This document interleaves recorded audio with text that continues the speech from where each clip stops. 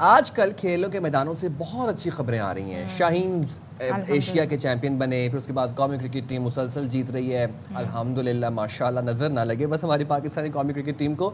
पाकिस्तान ने दूसरी मर्तबा टीम स्नूकर वर्ल्ड कप भी अपने नाम कर लिया जनाब। और मोहम्मद आसिफ और असजद इकबाल की जोड़ी ने IBSF snooker team world cup में शानदार कारकर्दगी से पाकिस्तान का परचम बुलंद किया है। फाइनल में हांगकांग को बेस्ट ऑफ 5 के फ्रेम में 2-3 से शिकस्त दी। सदफ, क्या बात है। और फैसला कुन फ्रेम में असजद इकबाल ने 104 का ब्रेक खेला।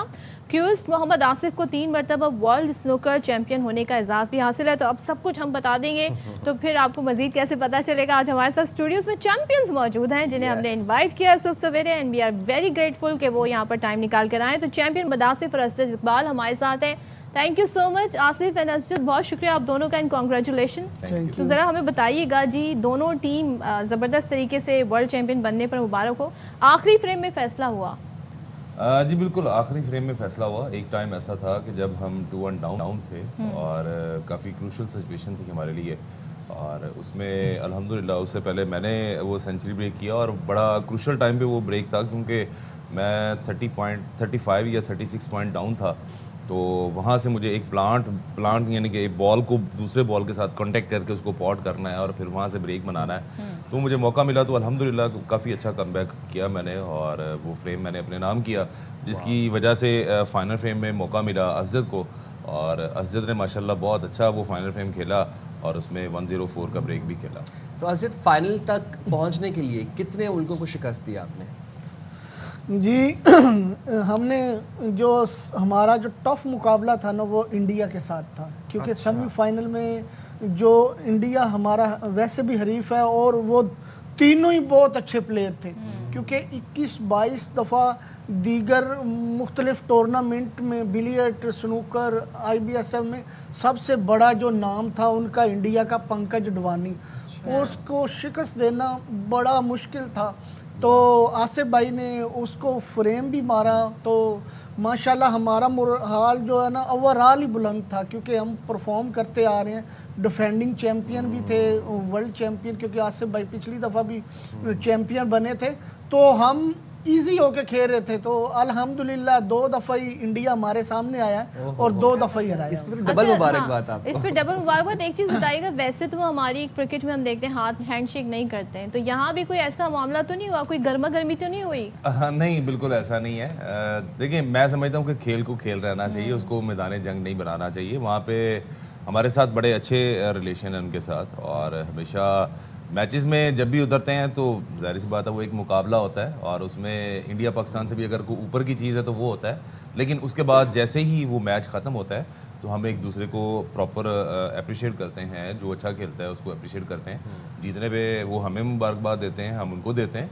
तो ये एक गेम है, हम उसको सिर्फ गेम के तौर पे देखते हैं, और यही होना चाहिए किसी भी स्पोर्ट्स में। मैं समझता हूँ कि वो जो बाकी मामलात हैं वो अलग से। स्पिरिट ऑफ द गेम बरकरार रहनी चाहिए। आसिफ, आप 3 मरतबा माशाल्लाह वर्ल्ड चैंपियन बन चुके हैं, चौथी बार की नवीद कब सुना रहे हैं? जी बस ये अभी मैं गया हुआ था वहाँ पे, चौथी बार जीतने का ही डिफेंड कर रहा था अपने टाइटल को। लेकिन मैं समझता हूँ कि वो एक मैच में कभी कभी होता है कि इंसान बहुत अच्छा खेल के भी नहीं जीत पाता, तो वो दिन नहीं होता आपका। और अल्हम्दुलिल्लाह कि मैं बहुत अच्छा खेल रहा था, थ्रू आउट टूर्नामेंट बहुत अच्छा खेल रहा था, और गेम भी बहुत अच्छा था।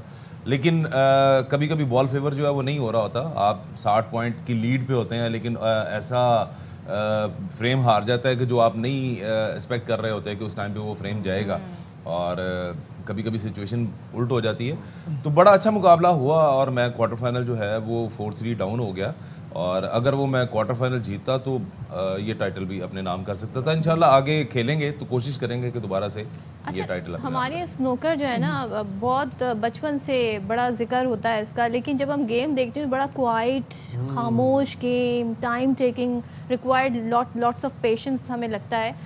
बचपन में तो रोका जाता है, माँ बाप कहते हैं क्या करने गए, स्नूकर खेलने, पढ़ाई नहीं करनी है। तो ये आपके साथ हुआ, ये जर्नी आपकी कैसे स्टार्ट हुई और फिर यहाँ तक अल्हम्दुलिल्लाह कैसे पहुँचे? देखिए जी, जर्नी जो है वो सबकी, कोई भी स्पोर्ट्स खेलता है ना बच्चा, तो उसको वो वैसे सपोर्ट नहीं मिलती थी पहले। और अब मैं समझता हूँ कि पेरेंट्स जो है वो अपने बच्चों को खुद लेके आते हैं, स्नूकर में भी, क्रिकेट में भी, और दीगर गेम्स में भी, यानी कि स्पोर्ट्स में लेके जाते हैं।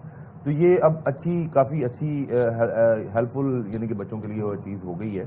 और देखें, ये एक इमेज है दुनिया में जैसा भी बनाया जाए, और स्नूकर के बारे में थोड़ा सा बैड इमेज काफ़ी टाइम चला, लेकिन अल्हम्दुलिल्लाह कि मैंने पिछले 16 साल से मैं इंटरनेशनल चैम्पियनशिप खेल रहा हूँ, और उसमें पाकिस्तान के लिए मैंने बहुत सारे मेडल जीते, और इस चीज़ का मैं हमेशा जिक्र भी करता हूँ आपके मीडिया के तवज्जुह से भी, और वैसे भी यानी कि बात होती है तो उसमें लोगों को थोड़ा सा अवेयर करते हैं इस चीज़ के बारे में।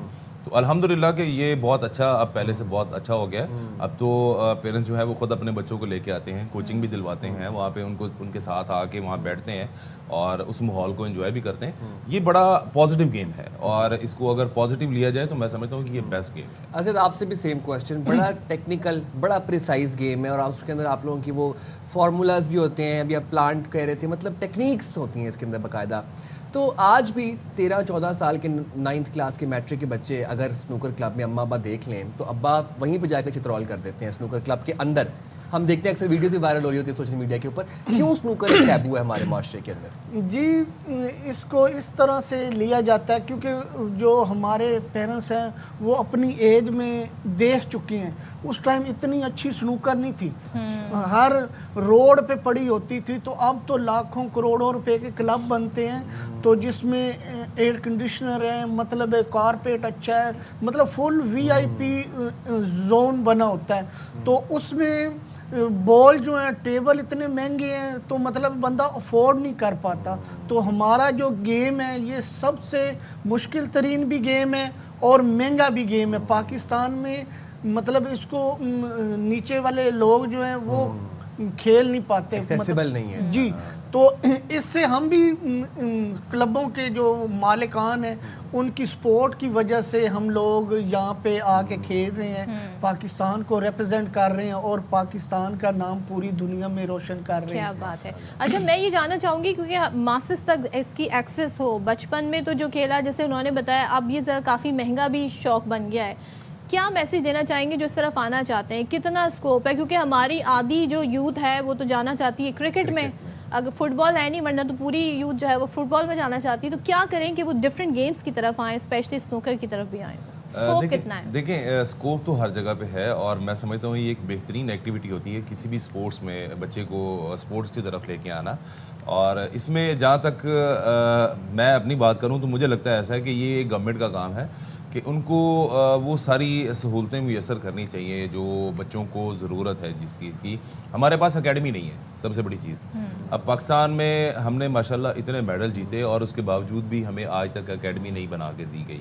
हमारे पास कोचेज़ नहीं है, हमारे पास चीज़ें नहीं है, वो इंफ्रास्ट्रक्चर नहीं है, क्योंकि ये माहौल जो है हमें इस तरह का मैं समझता हूँ कि ये बच्चों में एक खेल की तरफ राग़ब करने के लिए जो चीज़ें चाहिए होती हैं वो हमारे पास नहीं है। और ये अच्छी कोशिश करनी पड़ेगी हम सबको मिलके कि बच्चे जो हैं वो स्पोर्ट्स की तरफ आ सकें। और देखें, ग्रास रूट लेवल से ये काम करना पड़ेगा, स्कूलों में, कॉलेजेस में टीमें बनानी पड़ेंगी। जी, टीमें बनानी पड़ेंगी, बच्चों को सिखाना पड़ेगा कि स्पोर्ट्स जो है वो आपकी ज़िंदगी में कितनी ज़रूरी चीज़ है, कितनी इम्पोर्टेंट है। तो उसको इस चीज़ के बारे में अवेयर करना पड़ेगा ताकि हमारे बच्चे जो हैं और आने वाले टाइम पे हम बहुत सारे चैंपियंस जो है वो प्रोड्यूस कर सकें। बिल्कुल। बस लास्टली असद आपसे जानना चाहूँगा, इंसानी फितरत है, इंसान रिवॉर्ड से बड़ा मोटिवेट होता है। तो वैसे ये जो मुकाबले होते हैं स्नूकर की चैंपियनशिप्स होती हैं, इनमें रिवॉर्ड वर्ल्ड लेवल के जो होते हैं, इनमें रिवॉर्ड या इनामी रकम कितनी होती है? ये बड़ा अच्छा सवाल किया क्योंकि लोग हमसे ये सवाल करते हैं कि जी आप वर्ल्ड जीत के आए हैं, एशिया जीत के आए हैं, आपको कितने पैसे मिले हैं? तो मैं समझता हूँ कि जब आसिफ भाई फर्स्ट टाइम जीते थे ना तो $3000 इनाम था। तो आप खुद अंदाज़ा लगा लें, हमने जीत के आना होता है, पाकिस्तान को रिप्रेजेंट करके हम लोग जीत के आते हैं। हमारे यहाँ इतना इनाम नहीं होता जिस तरह क्रिकेट में होता है, फुटबॉल में होता है। हमने जीत के आना होता है और हमारी गवर्नमेंट ने हमें सपोर्ट करना होता है। गवर्नमेंट की जो पॉलिसी होती है हमारे, क्योंकि हमने अपने मुल्क का नाम रोशन किया। जब हमने अपने मुल्क का नाम रोशन करके पूरी दुनिया में झंडा बुलंद करना है, जब वापस आना है, जो गवर्नमेंट की पॉलिसी होती है उन्होंने हमें इनाम देना होता है। तो ये गवर्नमेंट का ही काम है। हम तो बस वो हमारी प्राइम मिनिस्टर साहबा और प्राइम मिनिस्टर सॉरी वो वज़ीर आला पंजाब मरियम साहिबा और प्राइम मिनिस्टर मिनिस्टर साहब, इनका यूथ प्रोग्राम यही है स्पोर्ट्स का, इन्होंने शुरू किया हुआ। सही। तो उसके हिसाब से तो हम जीत के आए हैं। अब हम गवर्नमेंट की तरफ से देखते हैं कि हमारी क्या हौसला अफजाई है। इंशाल्लाह उसमें ये होता है कि जब हम जीत के आते हैं वहाँ से, तो वहाँ पे वो जो प्राइज़ मनी है वो इतनी बहुत ज़्यादा नहीं होती कि जो प्लेयर को चाहिए होती है। सबसे मेन किरदार यही होता है कि पाकिस्तान के लिए जीतें, और जब गवर्नमेंट उसको सपोर्ट करेगी तो उससे ये होता है कि प्लेयर को वहाँ से कुछ नहीं मिलता, तो यहाँ से अगर उसको वो मोटिवेशन नहीं मिलती तो वो फिर प्लेयर को थोड़ा सा डिस्टर्ब करती हैं चीज़ें। और मैं गवर्नमेंट से यही रिक्वेस्ट भी करूँगा कि जब भी प्लेयर परफॉर्म करके आते हैं, जो गवर्नमेंट की पॉलिसी है उस पर अमल दरामद करते हुए उनका जो रिवॉर्ड बनता है उनको रिकग्निशन जरूर मिलनी चाहिए, ताकि बाकी लोग भी जो इंस्पिरेशन हासिल कर रहे हैं उन्हें भी लगे कि क्या इसमें स्कोप है। Thank you so much Asif, thank you so much Aziz. और ये हमारे चैंपियंस हैं, इन्होंने पाकिस्तान का नाम रोशन किया। और हमारे यहाँ खेलों में हम देख रहे हैं, सिर्फ क्रिकेट ही नहीं, दीगर खेलों में भी अरशद नदीम की रिसेंटली हमने देखा इस्लामिक यकजहती जो गेम थे उसमें भी उन्होंने जबरदस्त वापस आए हैं, तो बड़ा उनका पुरतपाक इस्तकबाल किया गया अरशद नदीम का और यासर का भी।